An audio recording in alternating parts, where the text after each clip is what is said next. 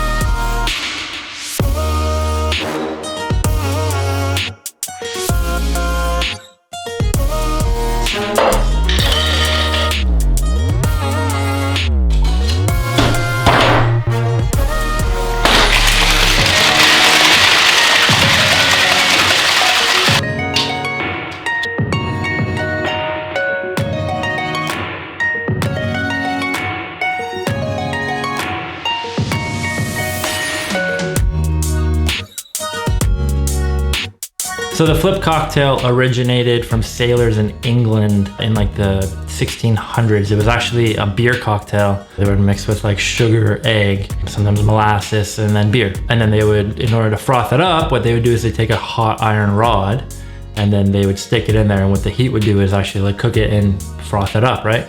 It wasn't until the late 1800s until when we started seeing it to be not a beer cocktail and more of a spirit cocktail. And then we would start shaking it. What I have done today was I have made a whiskey flip. So I used sugar, cream, egg, Applejack IPA whiskey from Okanagan Spirits, and then sprinkle some nutmeg on top. It's perfect for like Christmas because it tastes just like eggnog. And you can mix in, like, you don't have to use whiskey. You can use literally any spirit. The most common one is sherry, so a sherry flip. The Applejack IPA whiskey from Okanagan Spirits, what they did was they made an IPA beer mash, distilled it twice, and then also used Applejack using Okanagan Orchard apples. And then they mixed like a portion of the apples in with the IPA whiskey to make this. Very apple forward, like especially on the nose. The apple comes out huge. And it's just part of their BC Hop Whiskey series that they're doing. So excited to see what they come out with next in that series. But yeah, so that's all for me today. So I'm gonna go drink my cocktail and get back to it. Cheers.